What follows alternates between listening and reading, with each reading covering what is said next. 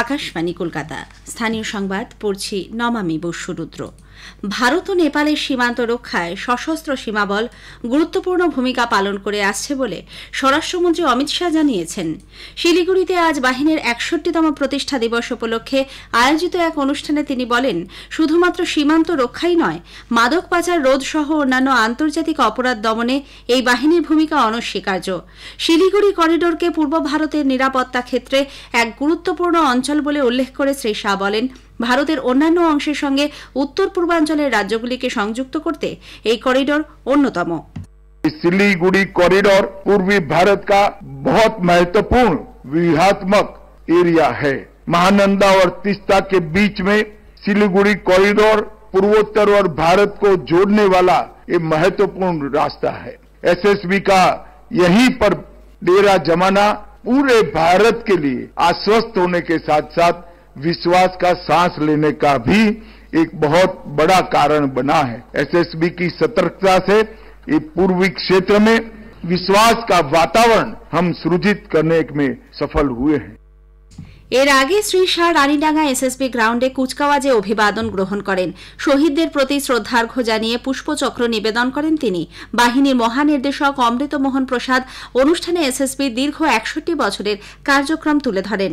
মহিলাদের ক্ষমতায়নে বাহিনী সদা উদ্যোগী বলেও উল্লেখ করেছেন তিনি। कॉम्बैट रोल में महिलाओं को भर्ती करने वाला भारत का प्रथम सीमा रक्षक बल है।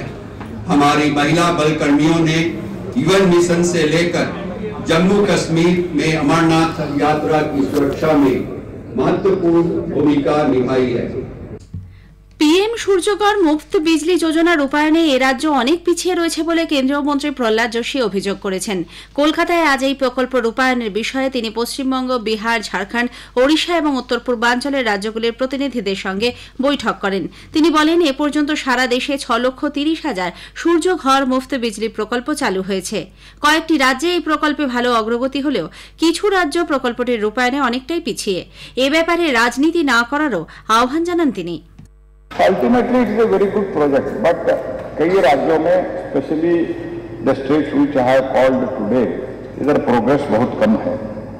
I will not quote the number how many installations are there, but very negligible installations are there. So not mixing politics with this. World forum पे भारत का एक कमिटमेंट है, हम 2070 पर नेट जीरो करेंगे। अगर पीएम सूर्य घर को हम पूरी तरीके से इंप्लीमेंट करते हैं तो there will be total generation of 30 gigawatt of the power.